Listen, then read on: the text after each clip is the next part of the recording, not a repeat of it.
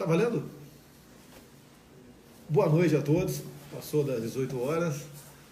Estamos voltando aqui às nossas lives, a nossa informação direta com vocês, tendo a verdade acima de tudo. Pela primeira vez saí do Rio de Janeiro, consegui ficar 2 dias e meio em Brasília. Gostaria de continuar, mas tenho que preservar ainda a questão da minha saúde. Está com dezembro e ficarei no Baixado por uma semana e, se Deus quiser, a gente volta à vida normal. Gostaria, nessa época, de fazer algumas viagens internacionais, tem alguns países bastante interessantes, a gente aprofundar os nossos laços de cooperação comercial. Já vimos tratando, mesmo lá atrás, antes das eleições, quando viajamos para outros países, a questão de fazermos acordos bilaterais. Você pode ver, a nossa biodiversidade na Amazônia vai ficar lá apenas deixando que alguns explorem de forma clandestina. Eu já estive na Amazônia algumas vezes.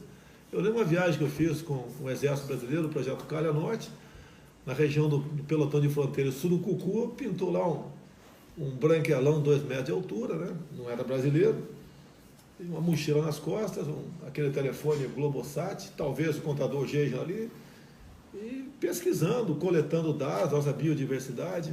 Por que não podemos fazer acordos para explorar nossa biodiversidade amazônica com alguns países, sem o viés ideológico, deixar bem claro. O que é sem viés ideológico? É sem viés ideológico. Não é como alguns da imprensa falaram que ia ter problema com a China. Não tem problema nenhum com a China. Recebi, foi a semana passada, o embaixador da China, conversamos bastante, já recebi embaixadores dos Estados Unidos, de vários países do mundo todo, e vamos buscar aí o melhor para o nosso Brasil. E alguns países estão muito felizes com a nossa eleição, porque exatamente deixarão de fazer comércio com o Brasil com o viés ideológico. Nós queremos que os produtos do Brasil sejam colocados lá fora no melhor preço possível para nós. Temos falado, inclusive, em agregar valor, porque olha só, nós vivemos em grande parte o nosso comércio externo com os commodities. O que são os commodities? A questão dos minérios e produtos agrícolas, produtos do campo. O do campo, nós temos uma fronteira muito grande pela frente ainda, temos como buscar produtividade e outras coisas. Agora, a questão mineral vai acabar um dia. Não podemos, por exemplo, como fizemos há pouco, entregar o nióbio de Catalão para um país. Não pode, isso aí tem que ser nosso. Empresa para explorar tem que ser brasileira. E eu duvido que se empresário brasileiro tivesse confiança no seu presidente, não faria um negócio em Catalão. Como, por exemplo, Araxá. Ninguém quer rever nada, ninguém vai privatizar nada no Brasil, mas quando estive em Araxá, tem país que importa nióbio nosso e não sabe ainda, por falta de tecnologia, como utilizar. Então faz reserva estratégica. E o Brasil não está preocupado com isso. Vamos nos preocupar com isso, vamos buscar investir em pesquisa do nióbio, porque a Alemanha usa no chassi de automóvel. E países outros estão usando nas estruturas metálicas de prédio, porque ele é mais resistente e tem uma certa flexibilidade, então é mais resistente a abalos sísmicos. A China fez um gasoduto de 9 mil quilômetros há pouco tempo, usando em parte o nosso nióbio, que é mais ou menos o seguinte: cada tonelada de aço, aproximadamente 400 gramas de nióbio, resolveu o problema. Você, num tubo, por exemplo, você consegue, com a mesma bitola, ter uma vazão o dobro de que uma bitola feita de aço apenas, porque ele é mais resistente a rachaduras. Então temos uma infinidade de aplicação para o nióbio, não podemos continuar entregando, porque se só nós temos no momento 98%, vamos fazer com que agreguemos valor a isso aí. Parece que falta espírito de patriotismo para muita gente aqui no Brasil. Por enquanto, deixo bem claro, não sou presidente da República. Fui a Brasília, fiz as visitas protocolares, visitei o presidente do Supremo Tribunal Federal, do STJ, o presidente da República, visitei os 3 comandantes militares, o ministro da Defesa, Semana que vem volta, uma semana curta, tem um feriado quinta-feira. Um dia vai ser para visita, outro vai ser lá no Banco do Brasil, onde estão fazendo a transição. E deixe bem claro, não sou o presidente da República. Estão botando na minha conta o reajuste do Judiciário. Estão botando na minha conta o reajuste do Judiciário. Como se tivesse poderes para impedir. Eu dei a minha opinião, que era inoportuno aquilo no momento, mas a decisão não é minha. A decisão agora está nas mãos do presidente Michel Temer, se vai sancionar ou vai vetar. Tá?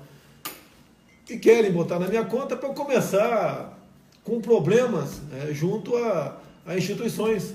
Tá? Não, se eu fosse presidente, tomaria a decisão. Não sou, a decisão está nas mãos agora do senhor Michel Temer, como estava nas mãos do senhor Eunício Oliveira, a aprovação desse projeto, a votação desse projeto aí. Deixo bem claro, tá certo? Que o mercado vem reagindo favoravelmente após as nossas eleições. Tá? Vários empresários estão anunciando investimento no Brasil.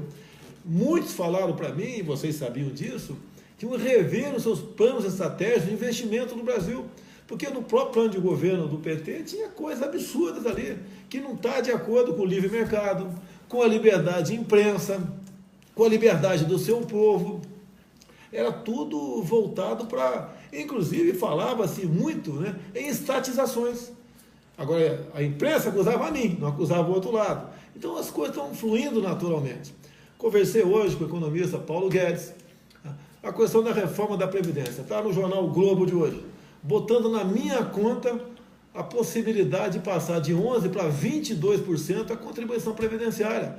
O que eu recebi em Brasília foram projetos, ou de iniciativa do Executivo, ou de iniciativa de parlamentar, para estudar o que a gente pode aproveitar ali para o ano que vem, e pelo que eu estou vendo, pouca coisa pode ser aproveitada, porque nós queremos uma reforma da Previdência, mas não podemos começar com a Previdência pública normal que está aí, do trabalhador, da iniciativa privada, aquele que paga, desconta os 11% do INSS, não é por aí. Tem coisa errada? Tem. Tem que se rever alguma coisa? Tem, tá? Mas a pública é a mais deficitária. E o que eu tenho falado, né? Eu gostaria de até dar mais direitos para todo mundo. Quem não gosta de direito para todo mundo? Mas o Brasil, como está chegando no limite a questão orçamentária, que quase tudo é despesa obrigatória. E a questão previdenciária, a despesa tem subido assustadoramente. Não queremos nos transformar o que foi há pouco tempo, qual país? Fugiu? A Grécia. A Grécia foi há pouco tempo. Chegou um momento que tiveram que aplicar um desconto lá, linear, de 30% todo mundo, para o país não entrar em colapso. Não queremos isso. Agora, todos têm que entender que está complicada a questão da Previdência. É difícil você abrir um negócio no Brasil. É difícil abrir um negócio no Brasil. Estava discutindo hoje, estava com a Carol Heller, entrevista com uma rádio lá dos Estados Unidos, voltada para brasileiros, obviamente, né? E ela falando sobre isso lá. Olha, aqui nos Estados Unidos, se você quiser trabalhar 10 horas, trabalha. Quer trabalhar 15, você trabalha. Quer trabalhar domingo e feriado, 20 horas você trabalha. Você vai receber de acordo com o seu trabalho.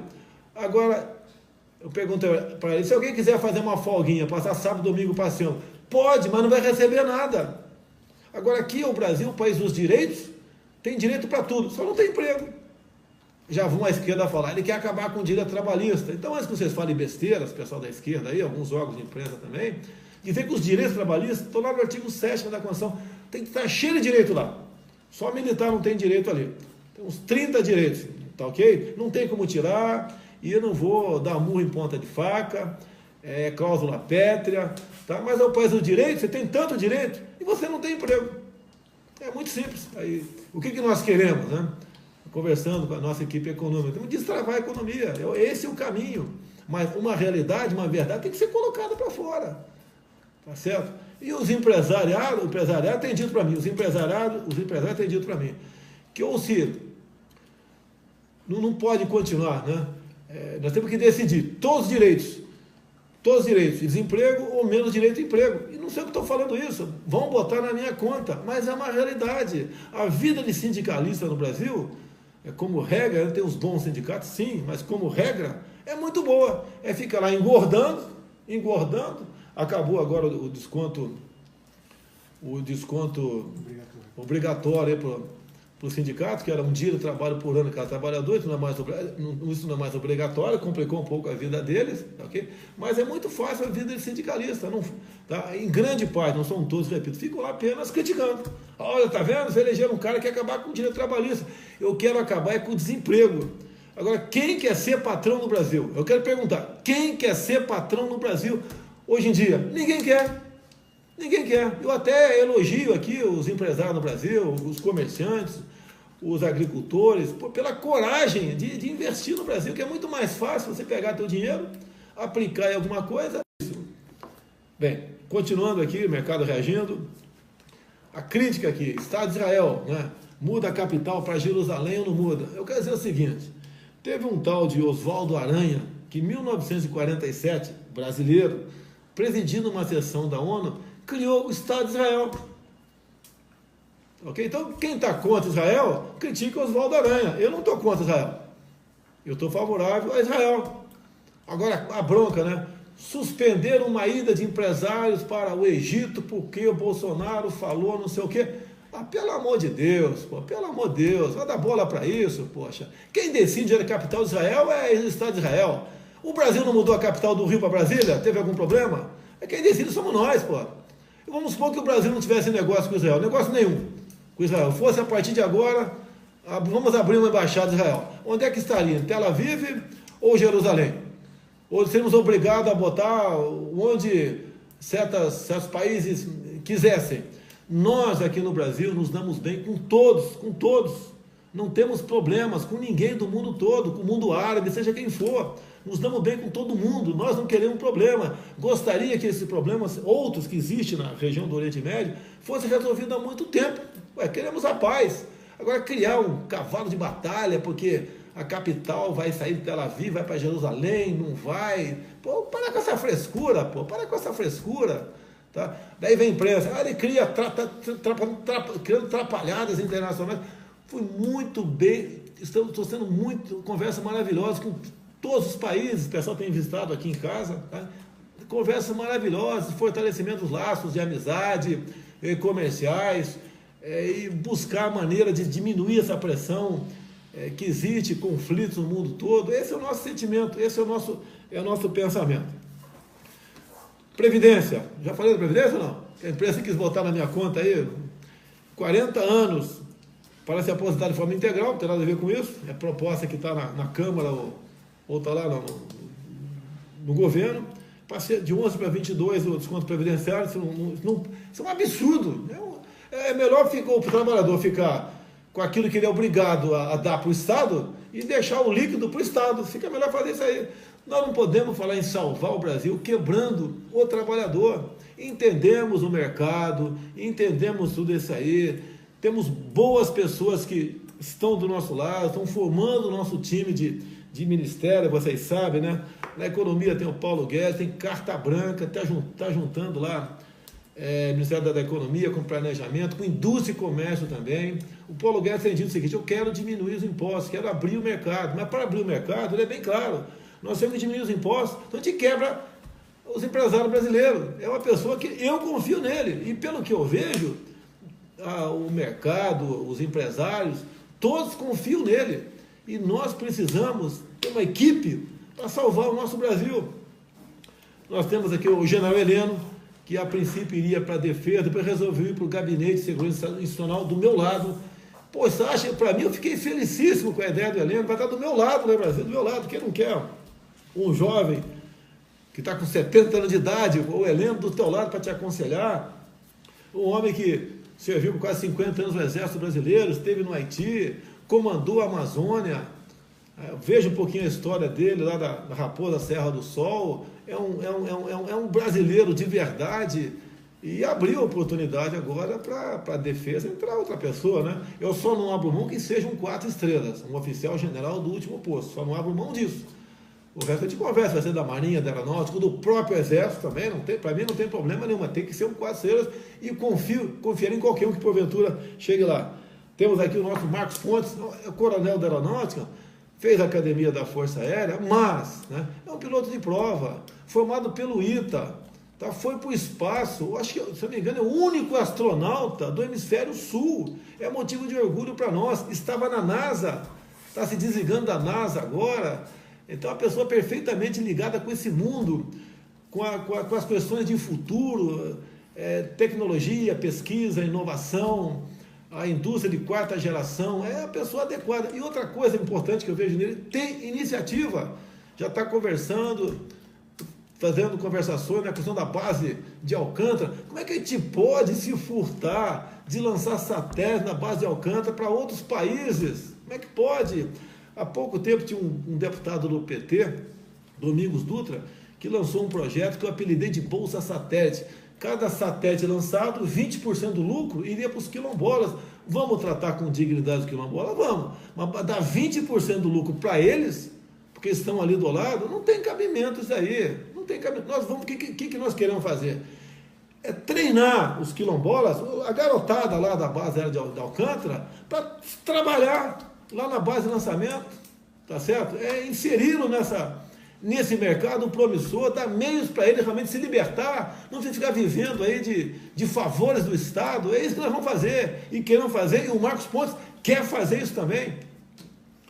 Sérgio Moro é uma pessoa que, olha, Sérgio Moro, conversei uma vez com ele, tem acho que 8 meses, 10 meses atrás, conversei não, estava no aeroporto, fui cumprimentar, ele me cumprimentou e passou meio batido. Aí a imprensa, né? Moro ignora Bolsonaro. Eu fiquei quieto. Entendo a situação dele, que ele não pode dar muita conversa para a polícia. Depois vi que eu até estava errado em querer conversar, talvez um pouquinho com ele naquele momento. Alguns dias depois ele ligou para mim, conversamos uns 10 minutos. Eu estava se não me engano, estava no Piauí, na prefeitura lá do Mão Santa. Aí conversamos e por 10 minutos aproximadamente, isso tem 8, 9 meses atrás, e foi resolvido o assunto. Durante a campanha toda, nunca conversei com o Sérgio Moro, fui conversar com ele depois do segundo turno das eleições. E ele veio na minha casa, apresentou o que ele queria, caso aceitasse o Ministério da Justiça, e eu não tenho como falar não. Ele quer carta branca para combater a corrupção e o crime organizado. Ele quer meios. Ele quer que a Polícia Federal realmente esteja ali no seu guarda-chuva. Para isso, tínhamos que trazer o Ministério da Justiça, o Ministério da Segurança, para dentro da Justiça. Já estava em nossos planos. E foi, logicamente, isso aí foi comprovado nesse momento, no exato momento. Então, ele vai ter toda a liberdade para combater a corrupção e o crime organizado. E combate como o crime organizado? Seguindo o dinheiro. Vamos ter um braço da COAF dentro do Ministério da Justiça. Carta branca para ele trabalhar. As outras questões, conversei com ele, tá? Vamos supor que nós sejamos um pouco diferentes em algumas outras questões. Vamos supor a redução da maioridade penal. Tá? Eu gostaria que fosse 16. Vamos supor que ele fala que tem que ser 18. Vamos chegar no meu tempo, vamos propor 17. Tá? Vamos conversar. Ninguém quer impor nada, nem eu para ele, nem ele para mim. E assim nós vamos trabalhar. E ele está abrindo mão de 22 anos de magistratura. Quem faria isso pelo seu Brasil, né? O Onix, da Casa Civil, está fazendo um excelente trabalho de aproximação do parlamento. E a senhora Tereza Cristina, no Ministério da Agricultura. Eu vinha falando durante a campanha que quem vai indicar o ministro, né, ou ministra da Agricultura seria o setor produtivo. E assim aconteceu. Uma reunião com 50 parlamentares de vários partidos. O nome dela foi colocado na mesa como a pessoa que interessa para esse setor produtivo do Brasil. Eu fechei a questão no exato momento. Lamento que outro colega aí andou se excedendo, achando que devia ser ele, porque ele representava melhor, porque estava mais tempo comigo. Está mais tempo comigo, tem que botar minha mãe como ministra, né, então? Minha mãe está comigo há 63 anos. Me apoia em tudo até hoje. Tudo. Minha mãe apoia em tudo até hoje. Então, minha mãe tinha que ser a ministra da Agricultura. Tá? Agora, agradeço a outra pessoa, me ajudou muito com informações, com viagens pelo Brasil, participando de movimentos políticos pelo Brasil. Mas, né, e nós precisamos da Câmara, e a Câmara sabe, os deputados, os senadores sabem o que eles querem para a questão do agronegócio, apresentou o nome dela, eu fechei a questão. O que eles querem, entre outras coisas? Que o MS tem ponto final. O que eles querem?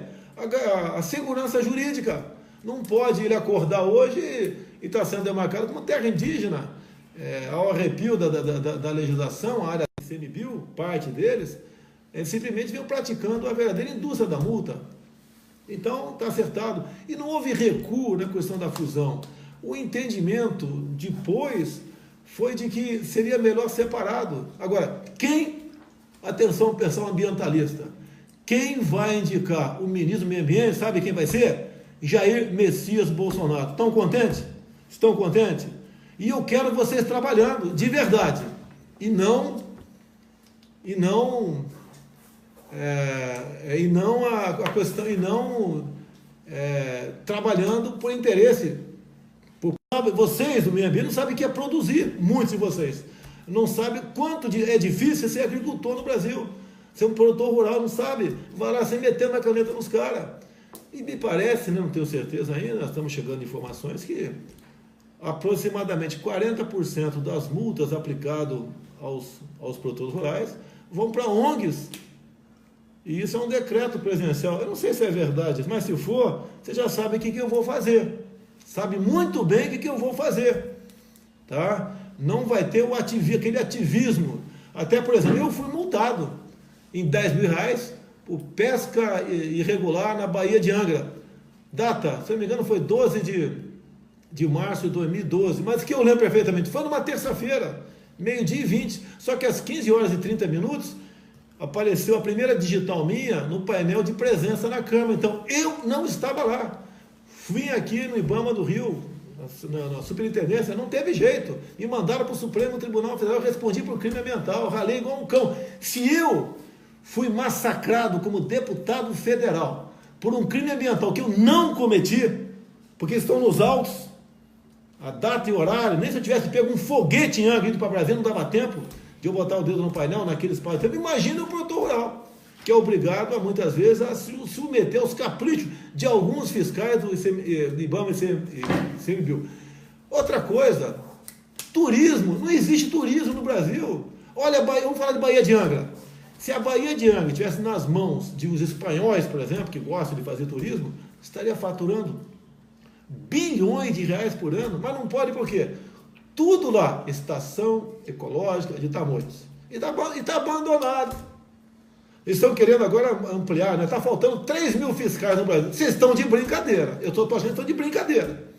Tá? E o que nós queremos é Baía de Angra e outros locais do Brasil, como a Barra do Ribeira, lá em Iguape, Cananéia, Ilha Comprida, entre outras regiões do Brasil. Não é demarcar como Parque Nacional, Estação Ecológica, seja lá o que for, unidade de conservação, e resolver o assunto. Não queremos isso. Nós queremos fazer o turismo nessa região, porque isso traz divisa para a gente. E o turismo nessa região, o que acontece ainda? Você preserva. Você pega uma Ilha do Sandre, aqui, eu estou falando aqui do Rio porque eu conheço muito bem, Ilha do Sandre, tá ok? Lá está tudo abandonado. Se você quiser, se alguém quiser passar hoje por lá e fazer uma barbaridade, faz. Pesca com bomba, derruba árvore, porque não tem como fiscalizar. Agora, se tivesse um hotel lá, né? Um hotel lá explorando o turismo de forma legal, o que estaria acontecendo com toda certeza? Estamos empregando gente aqui da Costa Verde, né? Mangaratiba, Paraty, Angra dos Reis, levando divisa para os municípios, levando turista para lá, e estaria sendo preservada a área, porque a responsabilidade seria de quem está no hotel. E ponto final, isso nós queremos no Brasil, nessa questão de turismo aqui. Okay? Então o turismo preservaria o meio ambiente, não essa forma chita que o IBAMA vem fazendo até hoje. Então, estamos aqui em vias, né, de apresentar o nosso futuro ministro do meio ambiente, talvez semana que vem, o da saúde, o das relações exteriores e depois o da educação. Educação é um ministério complicado. Essa prova do Enem, vamos falar que eu estou implicando. Agora, pelo amor de Deus, esse tema, a linguagem particular daquelas pessoas, o que nós temos a ver com isso, meu Deus do céu? A gente vai ver a tradução daquelas palavras, um absurdo, vai obrigar a molecada a se interessar por isso agora para o Enem do ano que vem. Pode ter certeza, fique tranquilo, não vai ter questão dessa forma ano que vem, nós vamos tomar conhecimento da prova antes, não vai ter isso daí, vão ter perguntas sobre geografia, dissertações sobre história, questões realmente voltado ao que interessa, ao futuro da nossa geração, do nosso Brasil, e não essas questões menores.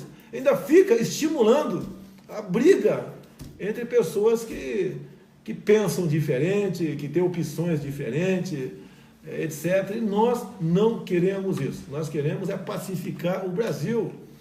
E queremos que na escola a molecada aprenda algo que no futuro lhe dê liberdade.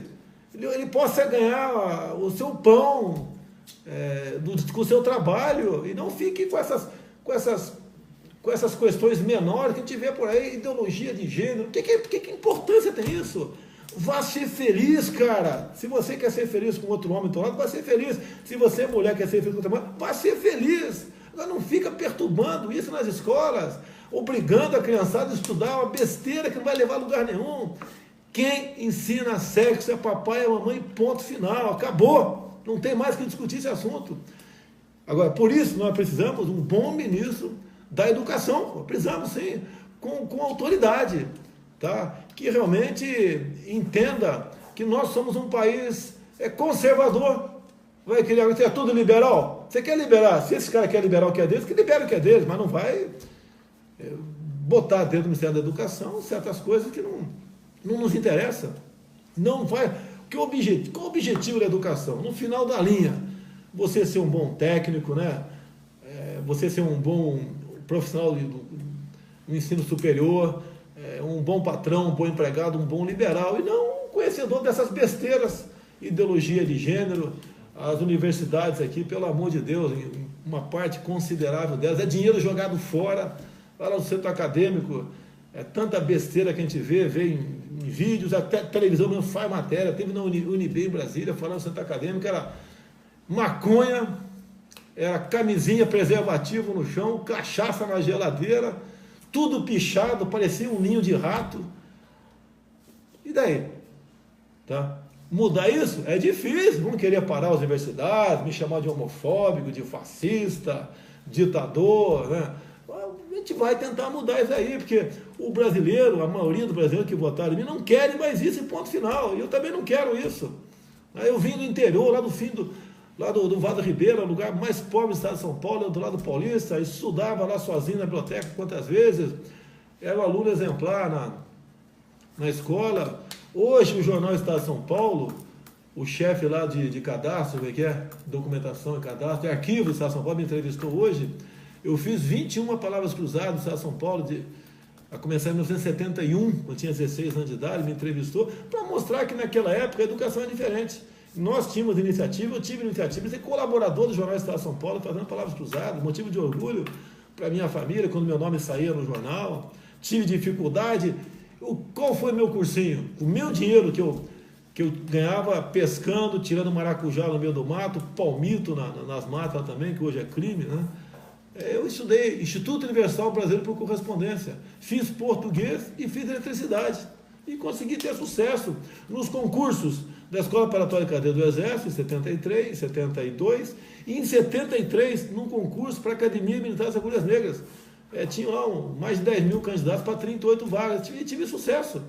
E assim tem que ser o nosso ensino. O pai e a mãe tem que ter a garantia, a tranquilidade. Quando o filho está indo para a escola, não é para aprender a fazer sexo, não. O pessoalzinho que está no Ministério da Educação. Se é que eu posso falar que é educação esse ministério que está aí. Não é isso não, tá certo? Quando o pai bota o filho para a escola, é porque ele quer que aprenda alguma coisa. Nós sabemos que a educação quem dá aos pais, a instrução é na escola.